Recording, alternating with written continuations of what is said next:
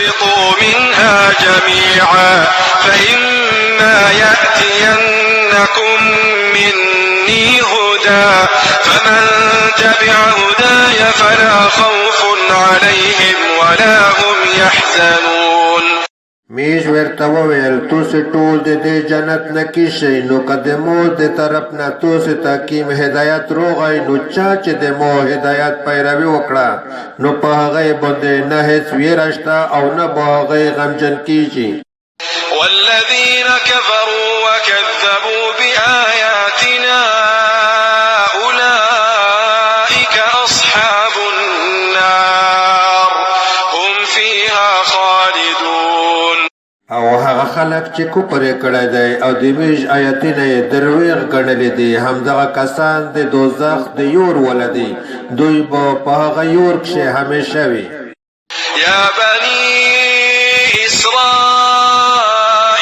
اذكروا نعمتي التي أنعمت عليكم وأوفوا بعهدي أوف بعهدكم وإياي فارهبون. ای بني اسرائیل د مو هغه نعمتونه یاد کړئ چې مو په توسې باندې انعام کړی دی او د مو وعده پیره کوئ زه به د توسې وعده پیره کړم او خاص د مو نه وویرېږئ. وآمنوا بما أنزلت مصدقا لما معكم ولا تكونوا أول كافر به ولا تشتروا بآياتي ثمنا قليلا وإياي فاتقون.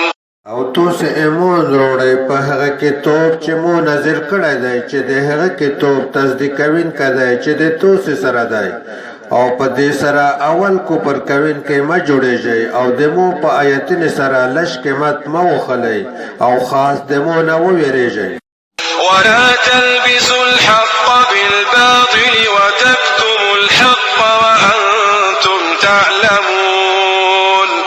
او توسې حق د باطل سره مه ګډوئ او حق مه پټوئ حال دا چې توسې پوهېږئ.